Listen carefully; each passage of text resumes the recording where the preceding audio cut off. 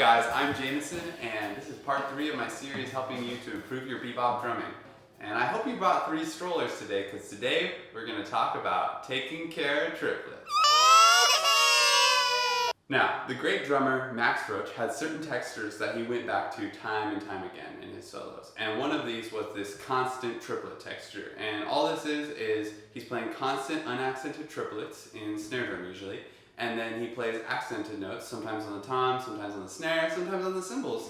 And they form kind of a melody with this underlying triplet pulse. And it's really, really exciting when Max would do this. It was like he's just doing eighth notes and all of a sudden he explodes into this like triplet texture. It's all this subdivision. And he would often do the bass drum really fast, like quarter notes underneath. And it just had this insistent energy moving forward. And I just love when Max does it. So let's take a listen to part of 4 Big Sid where he uses this texture.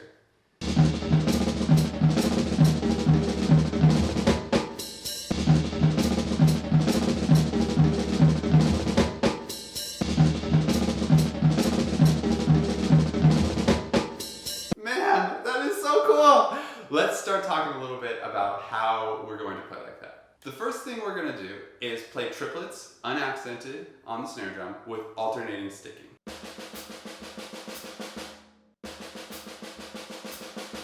Now let's add an accent on every downbeat. Something you might notice is when we're doing this, the right hand's accent on 1 and 3, and then the left hand accents on 2 and 4.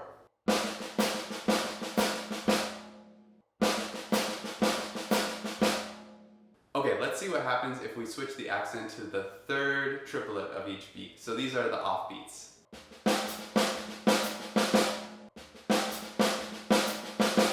So you see a similar pattern.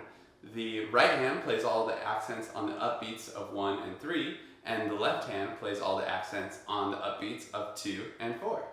This is really important to grasp at the first step because it's going to get a lot more complicated from here. So we want to make sure we're really, really solid on the upbeats and the downbeats and the right hand and the left hand when we're doing what. Let's try to make some music out of this. So instead of thinking about the sticking so much, we're going to start with an outlining rhythm for the accents and then see how we can fit the stickings inside of that. So you might remember from my last lesson that bebop drummers love to use the 3/4 polyrhythm. So let's use that as a starting point. Here's the 3/4 polyrhythm using dotted quarter notes. And if we fill in the triplets between them, we get something like this. And then you'll remember from before that if it's a right hand, then it's going to be on 1 and 3, or those upbeats. And if it's a left hand, it's going to be 2 or 4, or their upbeats. So by that logic, on beat 1, we would have a right-handed accent. On the and of 2, we would have a left-handed accent. On beat 4, we would have another left-handed accent. And then on the and of 1, it's a right-handed accent. And then on beat 3, we'll end it with a right-handed accent. Let's give it a try. 3, 4. What really sells this orchestration is keeping the taps low. That way, the accents really pop out, and then the taps are just kind of like an underlying current or a canvas that we paint our accents on. The accents are what give us the phrasing. Okay, now you might remember that in Big Sid, Max didn't just use the snare drum, he also mixed in the toms. And this is where it's going to start to get really melodic. When we play our right hand accent, we're going to always play the floor tom. And when we play our left hand accent, we're going to always play the high tom. Let's see what that sounds like using some of the examples we've already played.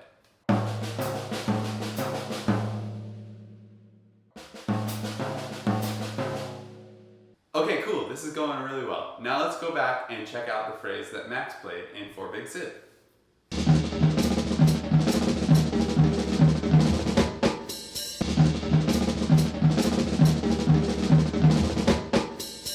This is a classic phrase that Max used in so many of his solos. So let's play it already.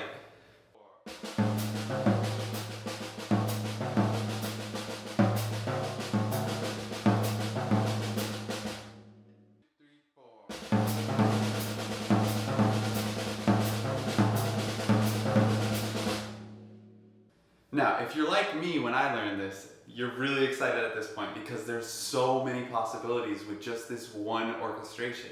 And so I'm going to give you a couple ideas so that you can explore and come up with your own ideas for this.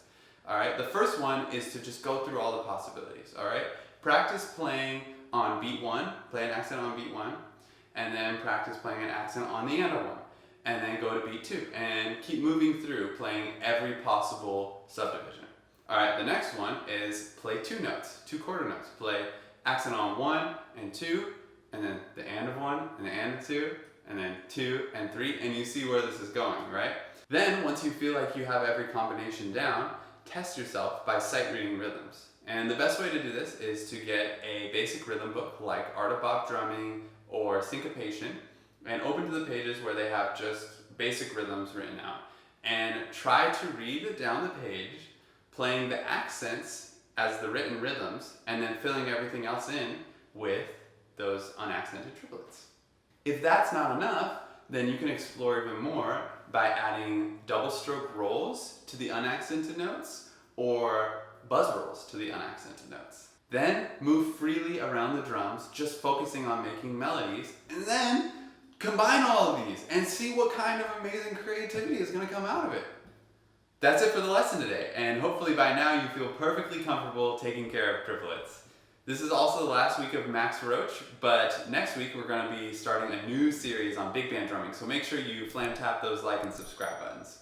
Also, if you've watched the last couple of videos and you're now feeling inspired to learn 4-Big Sid for yourself, then go ahead and slide over to my website, shoot me an email, and I'll send you my copy of the transcription free of charge. Also, if you have a question, a drummer, or a topic that you'd really like for me to cover in one of my next videos, go ahead and drop it in the comments. I'd love to help out however I can. Until next time, happy practicing.